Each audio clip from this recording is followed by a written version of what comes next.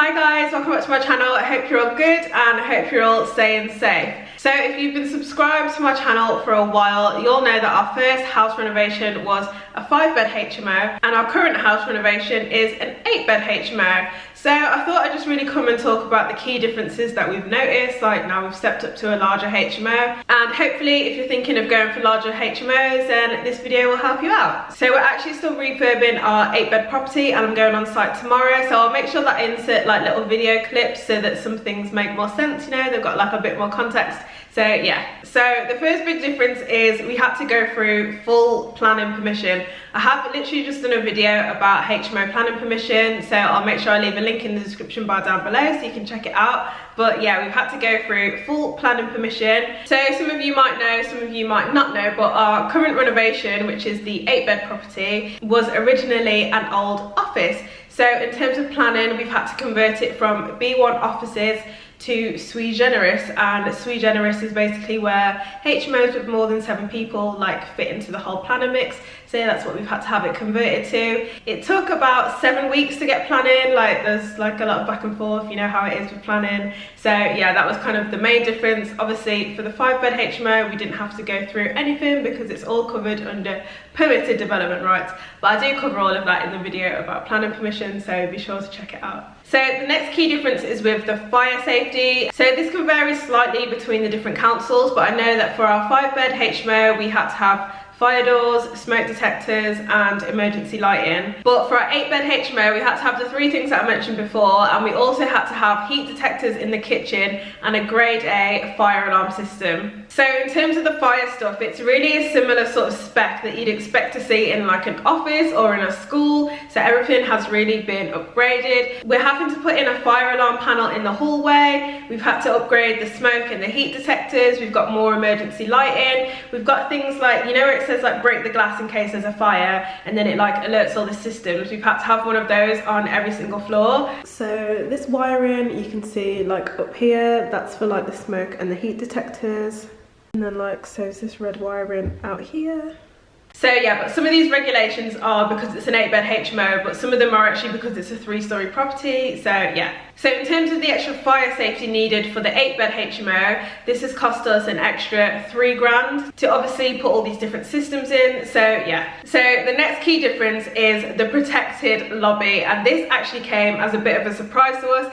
I did mention this in one of my house renovation vlogs that building control had surprised us. So obviously before we'd started the work, we sent building control all the floor plans.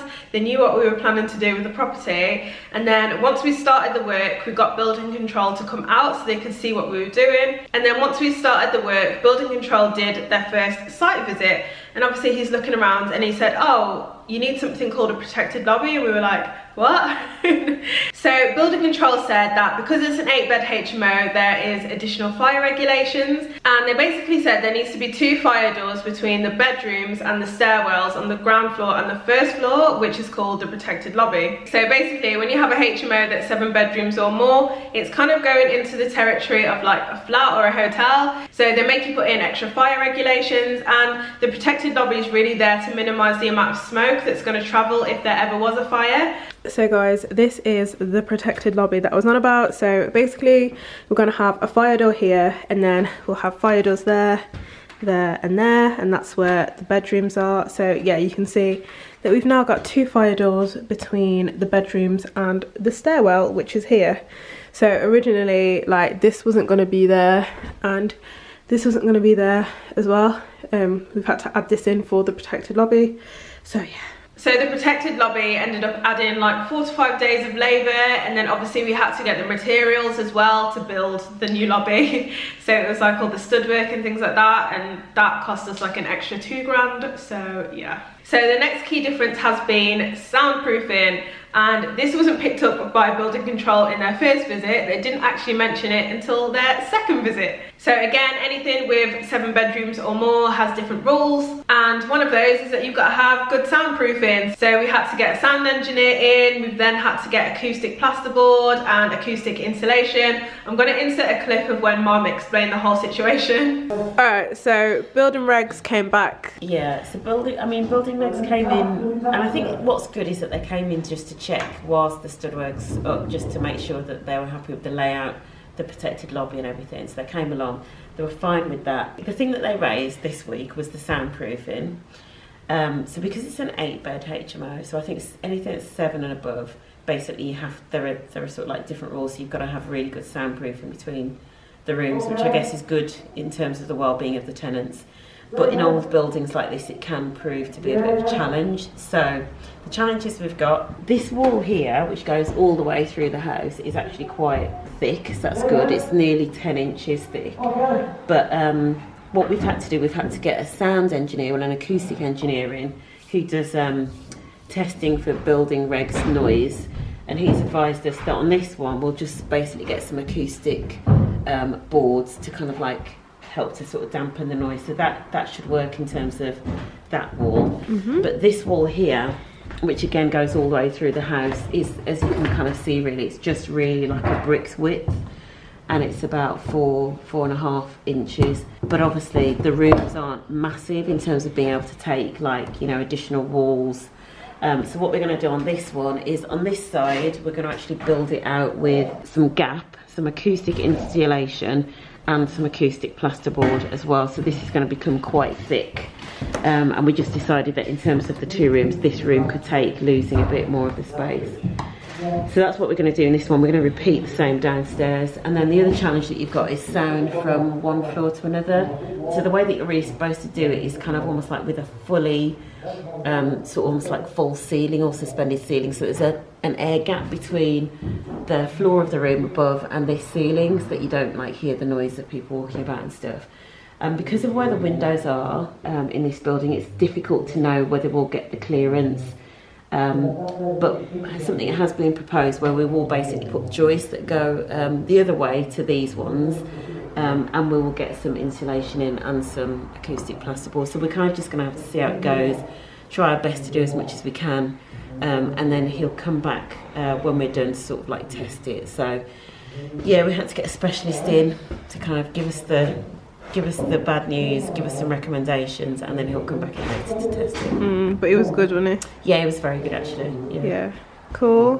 So yeah, the cost of the extra labour and like the soundproof boards and the acoustic, this all adds up, and it ended up costing us an extra $3,000 for soundproofing. So yeah, I would say though, on our current renovation, we have come in under budget on quite a few things. So actually these extra costs here and there, they're not like hurting us, but yeah, we've been alright.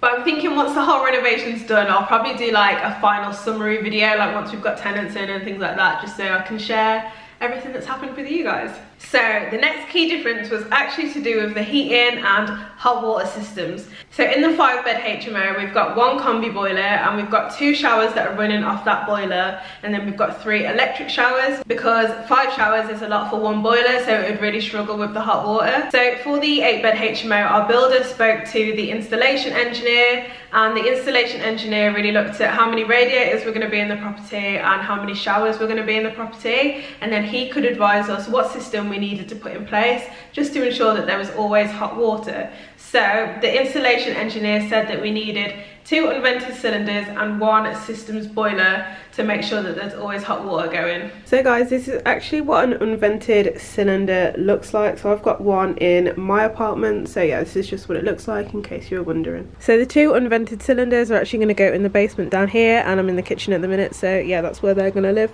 So yeah, the extra cost of having the 2 unvented cylinders and the systems boiler, and obviously the labour as well, has been about $2,000. So this is just like a general HMO rule really, but it became more apparent in the 8-bed HMO because we actually had to put things in place to avoid this happening. I will insert a clip here so that the whole situation makes sense, but basically the HMO officer explains that we couldn't have the main exit route for the tenants going through the kitchen because of the kitchen being a high risk area in case there's a fire. So to avoid this situation, we ended up putting in an extra corridor, and we actually had to move the main entrance of the property from one side to the other so that we could avoid this situation. So this very open space is what's going to be the kitchen area. So basically what we're going to do is build a corridor from over here to over here, and then the main entrance has moved from over here to over here. So it just means that in case there was a fire, the tenants from upstairs could come downstairs and then go through the corridor and straight out the door, and they won't be like in the kitchen, which is the high risk fire area place. And then for the tenants who are downstairs and their bedrooms like just off the kitchen, so the property actually had 2 other front doors, so basically their exit route will be through the 2 doors that are there and right in the corner over there. HMO officers are always going to take into consideration like the exit routes in case there is an emergency, so they really want to look at like how the tenants are actually going to get out if there is a fire. So this is why for us it's really important to get the HMO officer in before you complete on the property and before you make any plans, because then you can factor in what the HMO officer says and you can factor that into your budget and things like that. Whereas if you wait until you completed on the property and you've already done your plans and then you get the HMO officer in, they might be like, hang on a minute, you can't do that thing, this isn't going to work, we've got a regulation here. So yeah, so I spoke a lot in my video about HMO licensing, about how HMO officers really want to make sure that your property is going to be suitable for the number of occupants that will be living in there. So for our 8-bed HMO, the HMO officer explained that to make the kitchen suitable for the number of tenants that there are living in there, we needed to put in 2 sinks and 2 hobs, as well as like obviously the other things like the oven and the fridge and things like that. But yeah, he said that we need to put in 2 sinks and 2 hobs. So this is just what our HMO officer thinks is acceptable when you have 8 tenants. Some councils might ask for more and some councils might ask for less. It's something that you really need to check in with your own HMO office. So yeah, for our 5-bed HMO, we just had 1 sink, 1 big hob.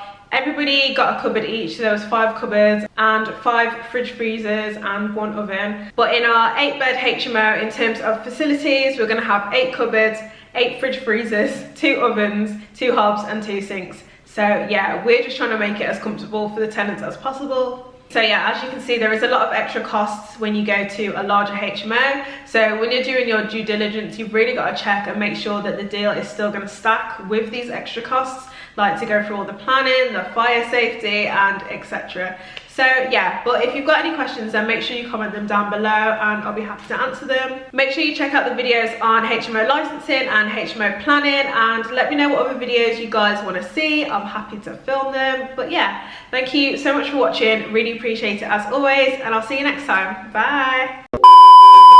There is different fire regulate.